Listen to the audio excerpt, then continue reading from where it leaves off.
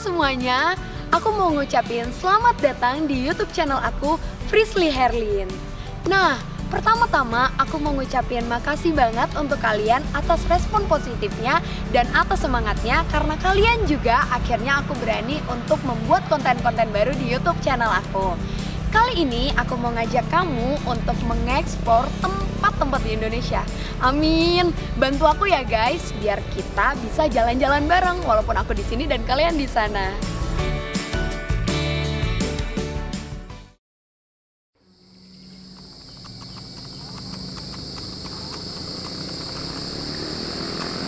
Halo teman-teman semua. Jadi sekarang Frisly lagi ada di salah satu makam di tengah-tengah perkebunan teh. Kalian bisa bayangin nggak? Sebelum kita masuk ke makamnya, kalian bisa ngebayangin nggak sih? Ada makam di tengah-tengah perkebunan teh. Dan suasananya sangat amat bagus, masih asli. Jujur sih, Frisly kayaknya betah di sini. Nah, Frisly lagi ada di makam orang Belanda. Kalian mau tahu siapa? Jadi ini adalah makam dari Pak Boska. Siapa sih Pak Boska? Kita baca ya. Pasti bakal bacain nih buat kalian. Seorang brilian yang memiliki dedikasi, integrasi, serta kepribadian yang kuat, datang ke Indonesia pada tahun 1887, berhasil mengelola dan mengembangkan perkebunan teh Malabar Pangalengan pada tahun 1896 sampai 1928.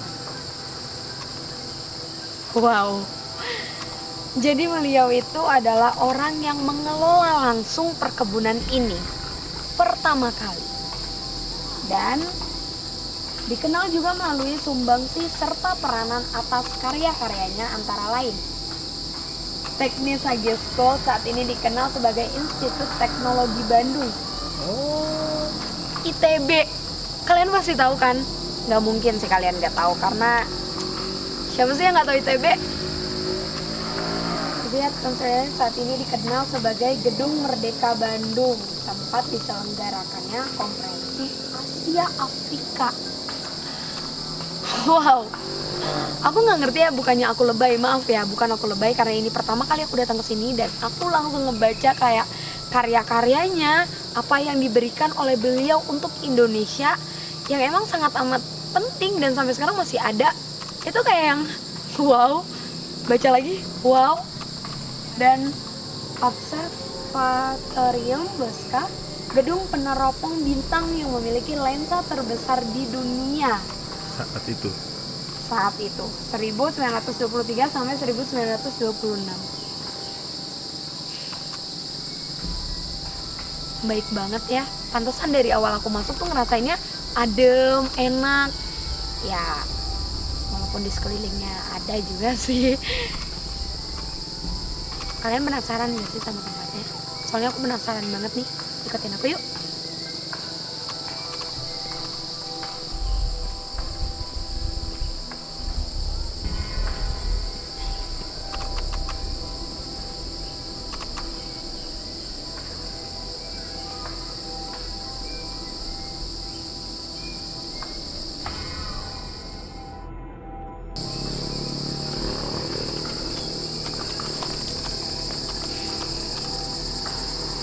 Nah teman-teman, jadi emang tempat-tempat di sekitaran ini itu mempunyai sejarah dan wajib banget kalian harus tahu.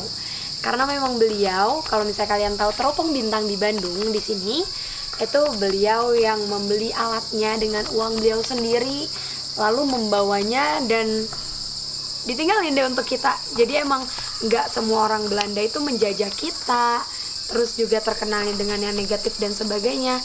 Memang banyak banget kita dapat ilmu, wawasan dan sebagainya dari orang-orang yang sudah menjajah kita juga. Dan untuk tempat ini kalian bisa lihat langsung ya, ini keren banget. Aku nggak bohong, tapi ini keren banget. Udah lama tapi masih terjaga, sangat amat baik, sangat amat bagus. Kalau misalnya kalian datang ke sini, jangan lupa juga untuk doain beliau. Nah teman-teman, kalau misalnya ada yang penasaran sama siapa sih Pak Boska dan seperti apa mukanya, Itu fotonya Kabusha yang bakalan kita ceritain. Nah, teman-teman mungkin ada dari kalian yang udah tahu beberapa kemampuan Frisly, dan juga ada dari kalian yang baru pertama kali ngeliat YouTube Frisly. Jadi Frisly mau ngasih tahu lagi kalau ketika Frisly datang ke suatu tempat menginjakan kaki pertama kali, Frisly bisa melihat kejadian pada masa lalu. Jadi di saat aku tadi turun dari mobil datang ke sini, yang aku lihat bukan tempat yang kayak gini. Yang aku lihat pohon-pohon yang besar sama kayak di sekitaran sana, dan itu bener-bener rindang banget. Cuma soal penunggunya kayaknya nggak berubah deh, dari dulu sampai sekarang penunggunya masih yang sama, dan mereka pun energinya sangat amat positif, termasuk auranya tuh tadi biru. Kalau ada dari kalian yang mau tahu, ketika aku ngelihat cahaya biru, itu artinya penyejukan atau penenangan. Jadi kalau misalnya ada orang yang datang, mungkin dia ada masalah dan sebagainya, dia mau bercerita di sini mungkin lebih agak tenang, karena memang keberadaan mereka itu bukan selalu mengganggu kita. Nah, aku juga mau cerita, yang aku lihat sekitaran tempat ini adalah tempat favoritnya dari beliau. Beliau tuh suka banget kesini pada saat waktu senggang atau sore. Yang aku lihat sih tadi sore ya, karena nggak terlalu gelap dan nggak seterang ini juga. Cuma memang yang berubah tuh cuma sekitaran ini. Ini lebih dibersihin, pohon-pohonnya sama.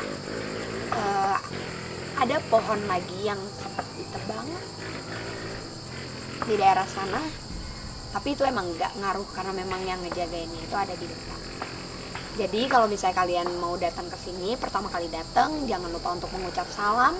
Dalam hati juga ngomong tujuan kalian baik, niat kalian baik, biar sekitar sini yang usil-usil nggak akan ikut sama kalian.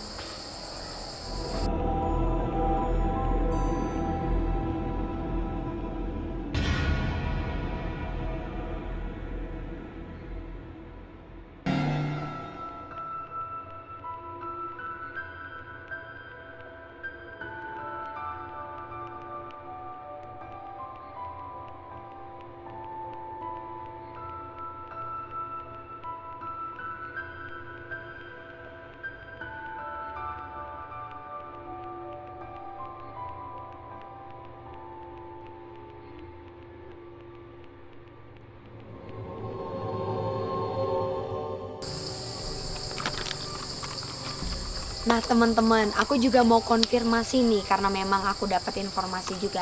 Ada yang bilang simpang siur, bener nggak sih ini makamnya beliau? Dan aku mau konfirmasi ke kalian semua kalau ini benar-benar makam dari Pak Bosra. Nah, pasti dari kalian udah pada penasaran kan, ada apa aja, siapa yang ngejaga, ada apa di sekitar makam Pak Bosra, dan ada apa di pohon-pohon yang sekarang ada di sekeliling Frisly. Nanti malam Frisly bakalan ceritain tempat-tempat ini, siapa yang ngejagain.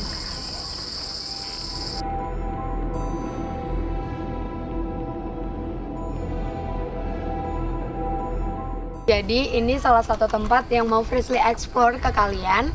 Nah, coba menurut kalian, atau udah ada yang tahu belum kalau di sekeliling Frisly ini pohon apa?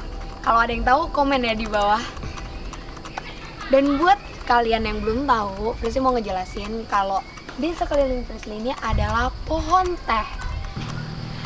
Nah, kalau yang kita sering temuin itu kan pohon teh pada umumnya ya, yang pada kecil-kecil.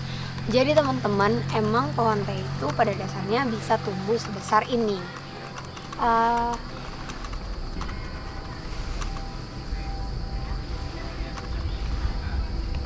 Yang Frisly rasain, pohon-pohon yang ada di sekitar sini itu udah ada dari tahun 1800-an. Tapi emang nggak langsung gede kayak gini ya teman-teman. Mungkin emang perlu ratusan tahun, akhirnya dia jadi pohon yang tinggi-tinggi kayak gini. Kayak aku nggak kebayang deh kalau kebun teh pohonnya pada segede gini. Ya kan? Kalian bayangin deh, pasti susah untuk dipakai foto-foto. Ya nggak sih? Kita lihat-lihat yuk.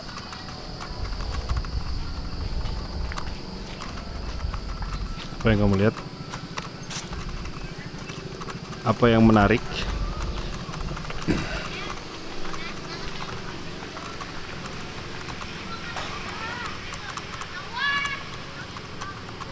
kita duduknya pelan-pelan aja ya, agak kesini juga, soalnya aku nggak duduk sendirian. Oh my God. Ada nenek.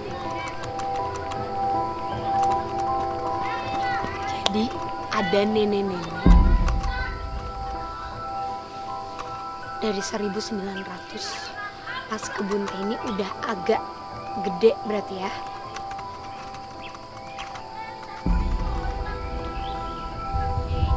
Pohon yang tadinya ditinggalin oleh si nenek-nenek ini udah nggak ada. Jadi akhirnya dia bilang dia duduknya di tempat duduk ini karena pohon dia udah nggak ada. Lucu sih, ternyata pinter gitu nyari tempatnya.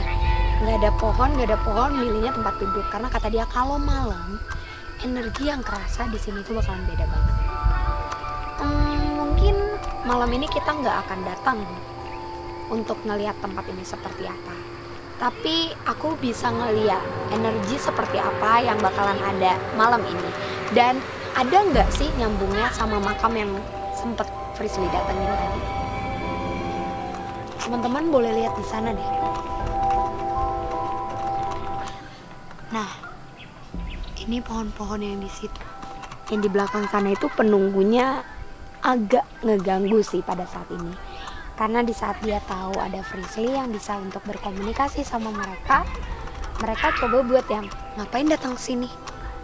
Kenapa datang ke sini? Mau ngapain ke sini? Ya, aku sih udah bilang kalau aku datang ke sini bukan untuk ngeganggu atau untuk ngebuang mereka, memindahkan dan sebagainya, karena emang mereka udah ada di sini dari sebelum Frisly datang. Jadi kayak nggak sopan aja kalau Frisly datang terus ngusir mereka kan, atau Frisly mau ngebawa mereka ke tempat kita tidur. Kayaknya bukan ide yang bagus deh, soalnya bentuknya aneh-aneh. Kayak dingin di sini tuh udah nggak berasa kalau udah ada di sini, karena auranya malah beda, kayak agak pengap nggak sih? Ya kan kak? Rasanya jadi kayak nggak sedingin yang tadi. Cuma kalau soal kenyamanan di tempat ini, tempat kita nginep, terus juga makam beliau, Pak Boska yang kita maksud, itu aura paling enak, nyaman itu ya di makam. Makanya tadi Frisly sempat komunikasi, sempat nanya, ada nggak sih atau banyak nggak sih orang yang mau nginep di sana? Karena jujur aku kalau ditinggalin di sana nggak takut sih. Ya banyak sekawanannya Marsha yang bisa aku ajak main.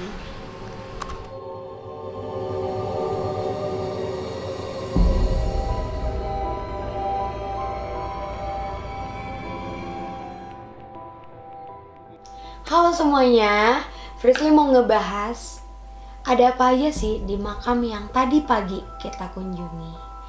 Jadi kalau kalian ingat, pertama kali pas kita mau masuk itu ada pohon 2 di kanan dan kiri. Dan itu pohonnya gede-gede banget, udah lama juga, usianya ratusan tahun deh kayaknya. Pokoknya itu emang udah lama, bahkan sebelum adanya Pak Bosya itu udah ada pohonnya.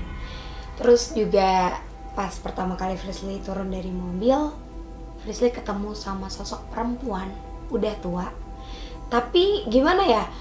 Kalau mungkin biasanya Frisly ketemu sama nenek-nenek yang pakai kebaya, nenek-nenek yang pakai baju Belanda dan sebagainya, ini kayak udah tua tapi kayak pakai kaos oblong gitu loh. Kayak kaos. Aku juga bingung ngejelasinnya. Aku kira tadinya itu cuma kayak halusinasi aku yang sebenarnya cuma itu siapa kali lewat. Ternyata enggak, dia datang cuma kayak ketemu papasan di depan itu, dia cuma senyum terus dia pergi lagi. Aku nggak tahu dia kemana, tapi siapa tahu ya kalau nenek-neneknya nonton, makasih loh nek. Jadi Frisly bisa ngelihat sosok nenek-nenek yang nggak kayak biasanya. Nah terus teman-teman, pas di 2 pohon ini kalian bisa lihat sendiri pohonnya itu udah setua apa, dan pohonnya tuh gede banget. Di pohon itu ada 2 penunggu yang sama persis, bener-bener bentuknya sama. Mungkin kalau di kehidupan kita kembar ya, kalau di sana aku nggak ngerti deh. Kalau di jin yang sama tuh disebutnya apa ya? Mungkin kembar juga, kembar identik bahkan, karena sama persis. Sosoknya laki-laki, tinggi, besar, matanya tapi nggak merah, nggak gimana ya, mata kayak mata kita, cuma emang karena mungkin badannya besar jadi ukuran matanya pun besar. Di situ Frisly coba untuk interaksi, minta izin boleh nggak kalau kita ngambil gambar, kita mau cerita, Frisly bakalan ceritain ada apa di dalam sana dan sebagainya. Dia mengizinkan. Cuma dia bilang jangan salahin kalau misalnya ada salah satu yang bakalan ngerasa kurang enak. Karena di dalam udah ada yang mau ngajak main. Ternyata ada yang ngajak mainnya itu ngajak main aku ya, ngajak main aku. Jadi nggak ada yang ngajak main tim dan sebagainya. Dia udah tahu aku bawa lagi-lagi Marsha, jadi dia coba untuk ngajak main atau ngajak komunikasi. Pas kita masuk, itu auranya udah enak banget. Aku udah kayak yang, ih aku suka banget tempat ini. Ih aku semangat banget nih buat nyari tahu tempat ini ada apa sih. Terus pas masuk jalan-jalan di sekeliling itu kayak ada anak kecil umur 12 tahunan. Rambutnya sih yang aku lihat kayak dikepang gitu ke samping. Rambutnya warna hitam, mukanya Asia sih, muka Asia. Cuma mereka sih bilang kalau itu perwujudan mereka. Aslinya mereka jin, mereka berwujud kayak gitu karena mereka sering ngelihat warga sekitar. Ya mungkin banyak adik-adik yang datang ke sana pulang sekolah atau apa yang emang dikepang. Jadi ada yang ngikutin tuh. Tapi nggak apa-apa sih. Jadi aku nggak takut ngeliat ke kanan, aku tuh nggak takut. Pas ngeliat ke kiri ada kakek-kakek, mukanya datar aja, kayak ngintip di samping pohon gitu. Tapi itu nggak sampai kita ambil detail gambarnya ya teman-teman, karena emang mereka tuh pindah-pindah. Jadi itu bukan tempatnya mereka, tempat aslinya mereka itu bukan, mereka pindah-pindah. Mungkin karena Frisly lagi datang ke sana, dia tahu, dia nunjukin, ada gue loh, pada rebutan untuk nunjukin keberadaan mereka. Itu kakek-kakek ngintip doang, dia cuma ngintip yang kayak diem terus lihat kayak datar. Terus kita sampai di batu yang Frisly bacain. Di situ jujur sih Frisly tiba-tiba kayak ngerasa yang merinding. Frisly merinding karena Frisly kagum.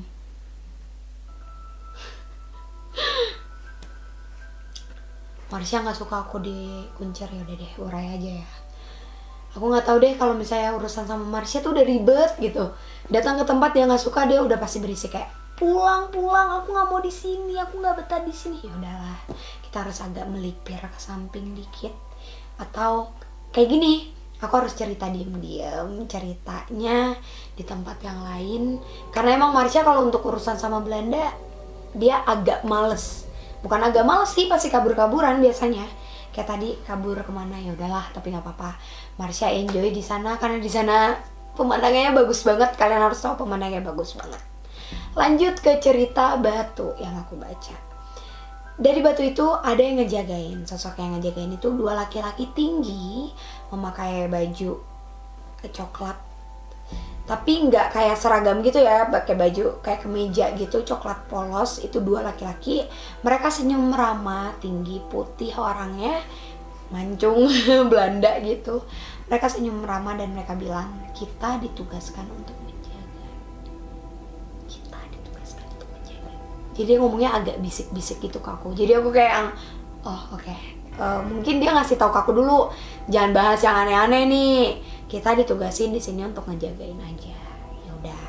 Jadi kalau dua sosok itu, kalau misalnya ada dari kalian yang bisa ngeliat juga, pertama kali kalian datang ke sana pasti kalian kayak tertarik gitu, kayak ih ganteng banget sih. Udah deh, ngomongin ganteng. Lurus. Kita mengarah ke pintu pemakaman. Itu kayak pintu gerbang sih, dan itu keren banget. Bahkan aku sempat foto loh di sana. Dan aku bakalan share di Instagramku. Itu aku foto di sana karena di sekelilingku itu ada cewek-cewek cantik, ada perempuan-perempuan cantik yang pakai bajunya sama semua.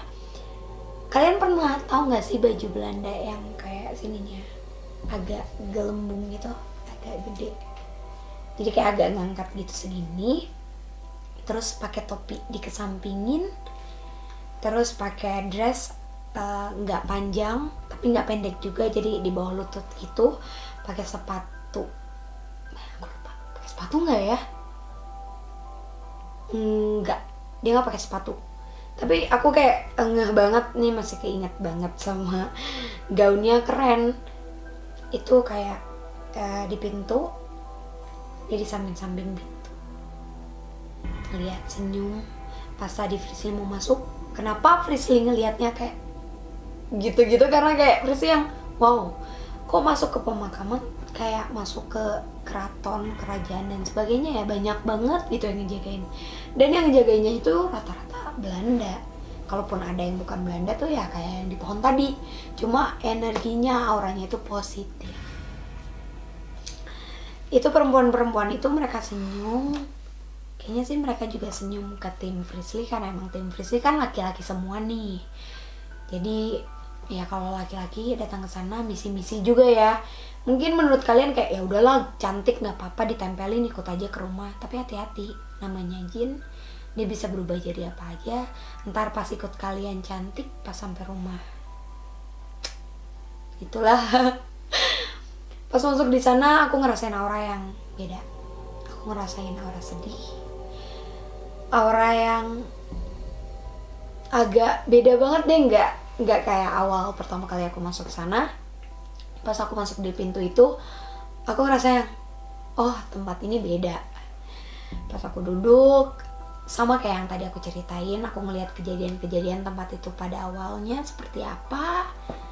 Dan penunggu yang Frisly mau kasih tahu ke kalian itu adalah di batu yang di pemakaman itu, yang di sekelilingnya lingkaran, di belakang foto beliau ada sosok yang emang apa ya, dia bisa ngerubah diri sih. Mungkin kalau tadi sih dia nggak menyerupai beliau ya, tapi mungkin dia bisa menyerupai beliau pada saat ada yang datang berdoa meminta sesuatu. Karena dia bilang gak dikit orang yang datang ke sana minta sesuatu, minta ilmu, minta dilebihin kepekaannya, minta dilebihin kekayaannya. Padahal kan gak nyambung ya kalau kita mikir, datang ke sana untuk minta kekayaannya untuk apa? Datang ke sana tuh harusnya kita datang untuk mendoakan, berterima kasih. Itu sih, kalau misalnya datang untuk minta kekayaan, ya ibadah aja di rumah. Ibadah, berusaha, pasti kok apa yang kalian mau bisa tercapai. Nah, itu tuh yang bikin dia agak kayak pas aku masuk kayak wanti-wanti dulu. Maksudnya apa? Mau apa? Ada apa? Nanya-nanya itu diulang-ulang terus, kayak ada apa, ada apa, ada apa. Cuma dia nggak menyerupai beliau. Yang aku lihat itu kayak kakek-kakek sekitar 64 tahunan. Terus juga alisnya tebel, ganteng sih, tapi nggak kayak Belanda, kayak campuran Indonesia gitu. Dia kakek-kakek ya, mungkin dia bilang aku bisa ngerubah diri jadi apa aja. Ketika aku mau nunjukin wujud aku yang nggak bagus, aku bisa nunjukin itu.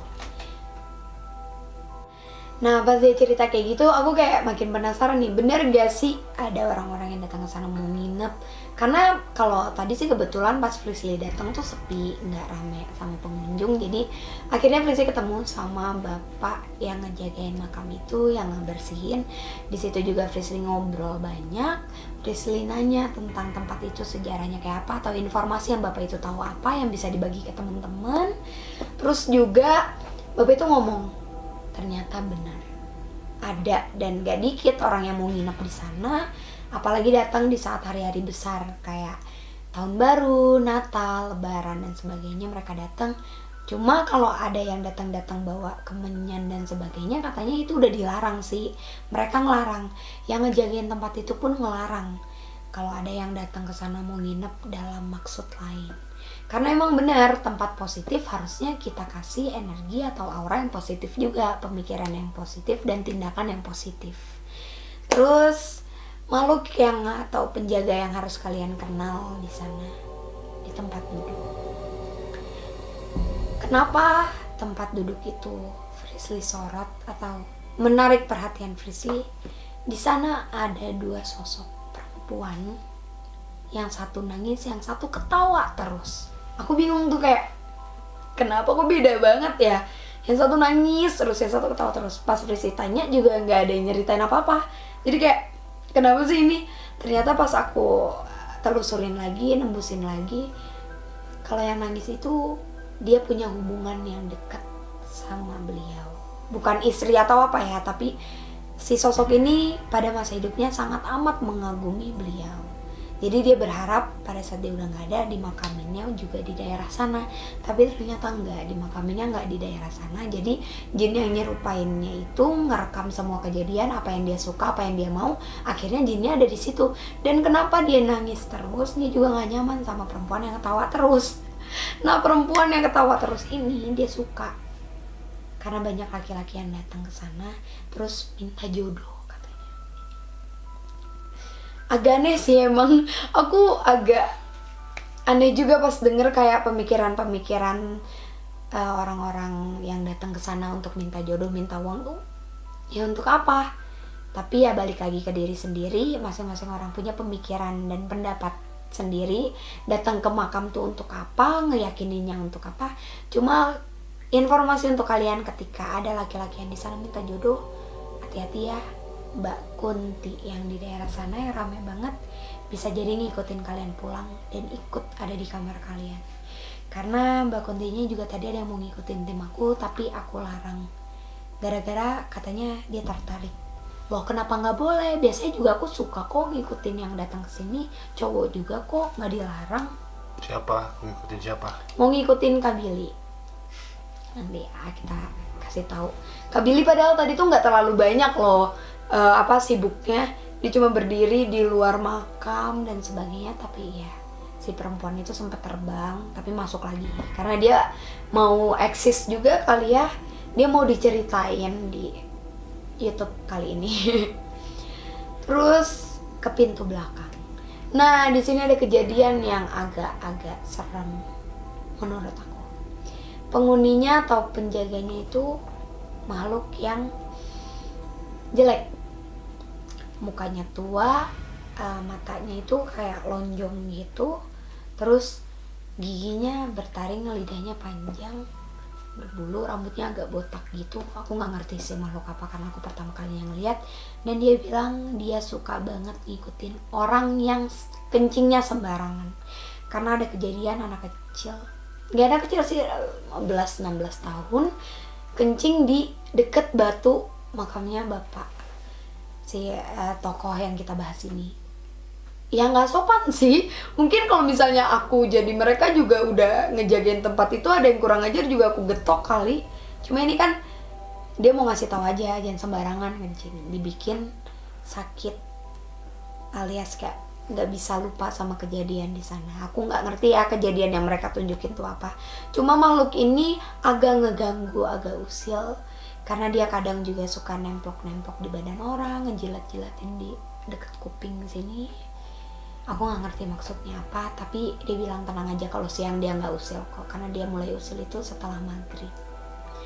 Terus juga kalian bisa lihat di belakang pintu itu ada pohon-pohon. Nah, ini ada stock shootnya, kita sengaja ngambil untuk kalian tahu. Di pohon-pohon itu penunggunya sangat amat usil. Itu dia tempatnya Mbak Kunti kumpul.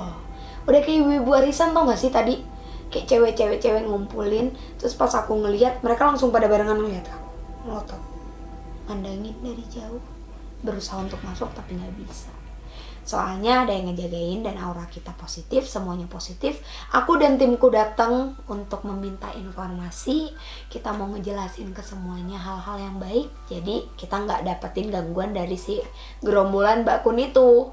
Padahal Mbak Kunnya udah kayak apa ya, kayak ibu-ibu yang lagi arisan terus sama-sama ngincer satu tas. Jadi kayak tatapan mereka barengan semua ngeliat ke aku gitu. Dalam kayak hitungan detik yang 1, 2, 3 tlak ngeliat ke aku semua. Jadi aku kayak sempet nengok kayak, ya udahlah terserah gitu. Nah, pas tadi diceritain sama bapak yang ngejagain makam, agak kaget. Harusnya di sana ada tempat duduk yang dibuat langsung oleh beliau, tapi 2016 kecolongan alias dimalingin. Aku mau coba untuk tembusin kejadiannya dan berhasil. Kejadiannya itu lewat dari jam 10 malam. Lebih dari 5 orang laki-laki, pemuda di daerah sini juga, sekitar umur 22 tahun. Ya aku gak tahu sih ya, ada kemungkinan atau enggak dia nonton YouTube ini. Tapi kalau emang nonton, kayaknya perlu minta maaf deh, karena lebih dari 5 orang itu dibuat sakit kan, akhirnya gak akan pernah bisa lupa. Rezekinya yang didapat itu uang dari dijual bangkunya gak akan ngefek apa-apa, gak akan bisa jadi modal usaha dan sebagainya, malah ngehambat sampai sekarang. Sering ngerasain sakit, kadang ngeganggu yang di dapur. Ya iya, kalau kata makhluk yang di belakang tadi, yang di dekat pintu belakang, dia itu banyak, mereka bisa jadi banyak. Mereka kalau udah ada di rumah, mereka gak akan pernah mau balik lagi. Jadi buat yang diikutin sama makhluk kayak gitu, kayaknya susah deh buat balik lagi atau kita ngebalikin. Harus kalian bawa, kalian harus ketemu dulu, komunikasi, kalian yang harus nganterin ke makam itu, dan janjian di jam berapa dia mau dibalikin. Agak nyebelin sih aku ngelihat kejadiannya, kayak mereka berusaha untuk ngegotong yang kayak dicongkel-congkel. Aku nggak tahu siapa aja yang dicongkel. Terus gokilnya tuh mereka udah ngincer itu dari lama, 2 minggu sebelum mereka berani ngelakuin itu, ngajak-ngajak temen. Terus kayak yang ya udahlah, nggak bakalan ada yang tahu, nggak bakalan ada yang peduli. Hello, nggak mungkin kali kita nggak peduli. Tokoh yang sangat amat bermanfaat buat kita, orang yang baik, masa iya tempatnya nggak kita jaga? Masa iya sih sampai ke bangku yang harusnya itu bisa kita jadiin apa ya, kayak oleh-oleh dari dia buat kita ingat. Dia biasanya duduk di sana baca buku, nulis-nulis, terus masih dimalingin. Ya udahlah, lagi-lagi balik lagi ke pemikiran masing-masing orang. Cuma kalau emang ada yang tahu yang ngambil siapa, atau jangan-jangan yang ngambilnya nonton, minta maaf deh balik ke sana, atau jujur aja sama yang ngejagain. Saya kasihan penjaga sana jadi mikirin gimana caranya mereka minta maaf sama bapak, sama beliau. Karena emang yang ngejagain di sana benar-benar mereka ikhlas banget buat ngejagain tempat itu, buat ngebersihin tempat itu. Jadi kaget sih waktu kejadian itu, mereka shock kayak siapa ini, sempet curiga ke sama-sama yang bersihin, bahkan kayak yang ini bener nggak ada yang tahu, ini bener bla bla bla. Tapi emang enggak, bukan yang bersihin di sana, orang-orang yang udah biasa datang ke sana, udah nyari kesempatan, tahu waktunya, dan mereka udah nggak takut lagi ngelewatin tempat-tempat yang gelap. Karena kalau kalian mau tahu, di tempat sini tuh penerangannya masih minim banget. Jadi keluar gerbang dari penginapan aku itu udah gelap semua, apalagi di makam ya kalau malam-malam. Dan sekarang Frisi lagi nyeritain di kamar malam-malam, lebih dari jam 12. Jadi udah ada yang datang, tapi maaf ya kita nggak bisa komunikasi dulu karena aku capek banget. Katanya nggak apa-apa, yang penting masuk YouTube. Ya udah deh, buat kalian yang bisa ngeliat, kalian lihat apa di sini, kalian bisa komen ya. Aku juga mau ceritain kenapa aku ngambil stock shot di 2 pohon kecil. Mungkin kalian bakal nanya, ih padahal pohonnya lucu-lucu aja ya, bagus-bagus aja, masa iya sih ada yang ngegangguin atau ada yang nungguin? Terus ada apa sih? Ada 2 anak kecil, laki-laki dan perempuan. Yang unik, mereka ngadep ke makam dan tangan mereka kayak gini. Jadi aku kayak, wow, kenapa ini? Terus aku ngomong, cuma mereka ngomong Belanda, jadi maaf ya, aku bukan orang Belanda, aku nggak bisa terjemahin ke temen-temen dia ngomong apa. Tadi juga kurang jelas kayak ngomong apaan, karena barengan gitu loh mereka ngomong. Aku nanya ke yang perempuan, terus jawabnya barengan, jadi aku kayak, oh ya udahlah, aku ngambil stock shotnya aja. Nah, ada yang unik, kalian boleh lihat, ada pohon kayak di luar gerbang dan di dalam gerbang. Cuma yang di dalam gerbang itu kayak tempat duduk gitu masuk, terus jadi kayak mengikat pohon yang di luar. Kalau kalian mau tahu penunggunya itu apa, sejenis Mbak Kunti, perempuan duduk di sana, tapi nggak Mbak Kunti. Bajunya warna hijau kebiruan, hijau-hijau, agak kegelapan gitu, agak biru. Rambutnya panjang banget, dikesampingin. Oh ya, sekarang aku lagi kesamping, dikesampingin.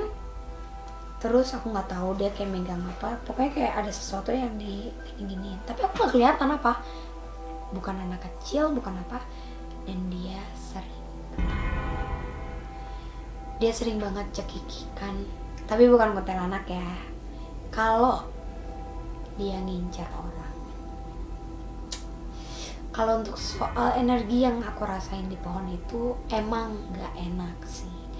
Cuma dia gak mengusik makam, gak mengusik anak-anak kecil yang lucu itu, gak mengusik cewek-cewek cantik yang di depan pintu, gak mengusik yang memang auranya positif. Maksudnya yang dia nginjar ketika ada orang yang datang emang mau minta-minta barang, mau nyari-nyari kayak gitu, dia bisa cekikikan, ngetawain. Dia kayak nunjukin kalau lo gak ada apa-apanya. Gue ini yang lebih tahu, gue ini yang lebih tinggi, gue ini yang menguasai. Lebih kayak gitu sifatnya. Cuma tadi pas Presley ngobrol sama dia, enggak sih. Dia cuma nyembunyiin sesuatu yang dipegang-pegang gitu. Aku gak kebayang deh kalau misalnya nih video-video yang kalian lagi tonton sekarang itu kita datengin di malam hari. Wow, banyak banget pasti. Karena kan kalian bisa lihat ya di samping itu kayak perkebunan teh yang emang luas banget. Ada pohon-pohon banyak banget, gunung, dan kalian pasti tahu kan penunggu gunung itu kayak apa. Nah teman-teman, setelah dari makam, aku mengunjungi bibit awal ya, bisa disebut bibit awal yang bakal jadi bibit dari perkebunan teh sekitar.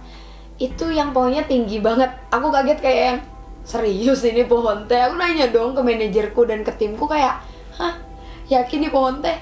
Habis itu pohonnya kalian bisa lihat kan tuh, pohon-pohon kayak gitu kan biasanya kita ketemu pohon teh tuh kecil-kecil gitu ya, aku bisa lari-larian. Ini mah kalau aku lari-larian di situ ya nggak kelihatan karena aku pendek. Cuma ternyata pas aku pegang pohonnya usianya itu udah ratusan tahun. Jadi ya udahlah, itu kayak sesepuhnya teh ini yang ngejagain banyak, kayak hampir beberapa pohon. Masing-masing pohon ada yang ngejagain. Cuma ada dari mereka yang cuma usil, ada dari mereka yang nempel dari orang karena ngerasa oh ini masih kosong ya udah gue tinggal di sini. Ada dari mereka yang dari awal bibit itu ada udah ngejagain. Ada juga dari mereka yang udah di sini toto pohonnya ditebang, ya udah bodo amat gue di sini atau gue cari tempat lagi. Tadi Frisi sempat ketemu sama sosok nenek-nenek yang agak marah buat kayak kasih tahu tuh ke orang-orang tempat ini sering banget dipakai untuk cium-ciuman, untuk pegang-pegangan dan sebagainya. Ya gimana ya aku ngeresponnya, saran aku sih buat kalian yang tinggal di daerah situ yang mungkin pacarnya ngajak buat ayo kita pacaran di situ, jangan mau deh. Kan nggak lucu ya kalau kalian bayangin deh kalau kalian kayak aku bisa ngeliat kalian lagi pegangan tangan, sebenarnya di belakang kalian lagi ada nenek-nenek yang marah. Terus kayak di samping-sampingnya banyak Mbak Kunti, terus Jumping Candy alias pocong yang lagi pada marah atau ngeliat ke kalian, atau kalian lagi pelukan, sebenarnya di tengah-tengahnya itu lagi ada yang marah atau kayak lagi melototin. Kan nggak lucu gitu. Jadi mendingan kalau kalian mau pacaran rame-rame atau enggak ya jalanlah naik motor berdua, jangan naik motor terus berhenti di tempat kayak gitu. Karena yang ada kalian diarahin ke hal-hal yang negatif, dibisik-bisikin yang enggak. Ayo semedi, ayo minta-minta aja, lempar rokok, kasih kemenyan, terus beneran dikasih. Jadilah tempat itu jin yang punya aura kurang enak. Karena kalau misalnya kita udah berhasil ngasih makan mereka ngerasa kita mengabdikan diri kita untuk mereka. Jadi buat teman-teman, kalau ada tempat yang horor, tempat yang gimana-gimana, terus kayak mereka minta ketentuannya itu harus banget dikasih sesajen, kemenyan yang kayak kita harus jatuhnya menyembah. Jangan mau ya. Karena kalau misalnya kalian kayak gitu, jatuhnya mereka meyakini kalian sebagai pengikut mereka atau mengabdikan diri kalian ke mereka. Nah, segitu aja saran dan cerita dari Frisly hari ini. Maaf juga kalau ada kurangnya. Jangan lupa like, comment, subscribe, dan juga share ke teman-teman kalian. Karena kalian bakalan ketemu lagi sama Frisly di episode selanjutnya. Kira-kira tempat mana lagi ya yang seru buat aku ajak kalian jalan-jalan? Komen di bawah ini ya. Karena nanti komen terbanyak bakalan Frisly dan tim datengin, dan Frisly bakalan cerita banyak lagi sama kalian. Bye-bye!